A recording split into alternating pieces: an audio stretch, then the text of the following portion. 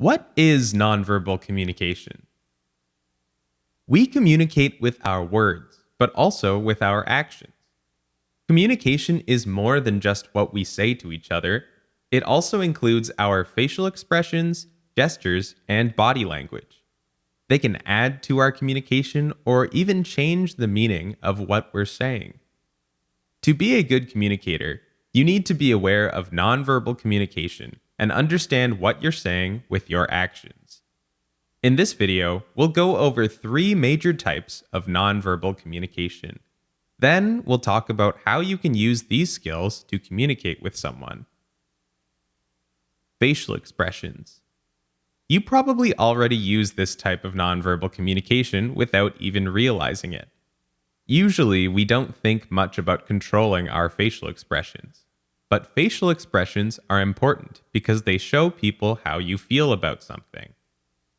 If a friend tells you about something sad, you would probably make a serious expression to show that you understand how serious the situation is.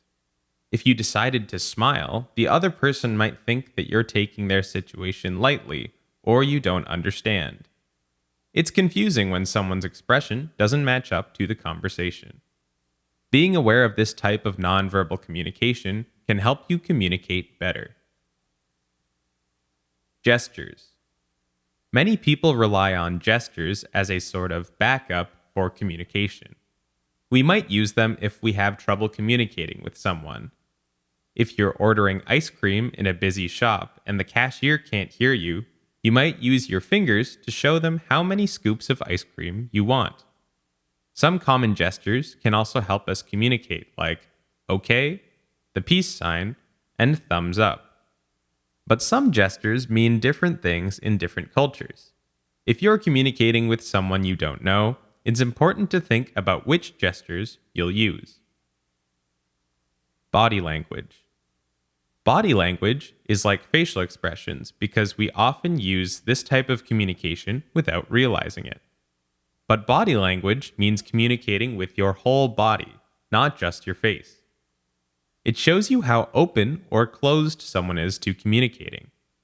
If someone's arms are crossed, they're looking away, and they aren't making eye contact, they might not want to talk to you.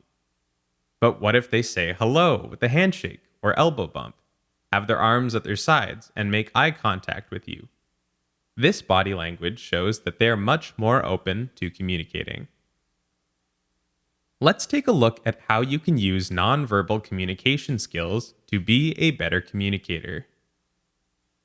Speaking to someone who is learning English. Dina works for a moving company and has a new coworker, Yuri. Yuri just moved to Canada from Russia and has only been learning English for 1 month. Dina and Yuri are packing boxes at a client's house. Yuri, can you take these 2 boxes to the truck? But leave these other 2 boxes here, Dina says. Yuri looks confused. Making eye contact, Dina puts up 2 fingers, points at the boxes that should go out to the truck, and points outside. Yuri understands, and he moves the boxes out to the truck. When Yuri gets back, Dina gives him a thumbs up and a smile, and Yuri smiles back. Dina used gestures as a backup method of communication when Yuri didn't understand her words. She made eye contact with Yuri and used clear body language to show what she meant. She also smiled when he completed the task, using a facial expression to show positivity. Mixed messages. Greg is the branch manager at a bank. One day, he walks over to Jalen, a bank teller. Hey Jalen, can you cover Nancy's shift tomorrow? You'd be really helping us out, Greg asks. Jalen crosses his arms, looks away, and says, yeah, I guess. Greg is confused. Jalen says he will work the extra shift, but it doesn't seem like he wants to. Are you sure? Greg asks. It's okay if you can't make it.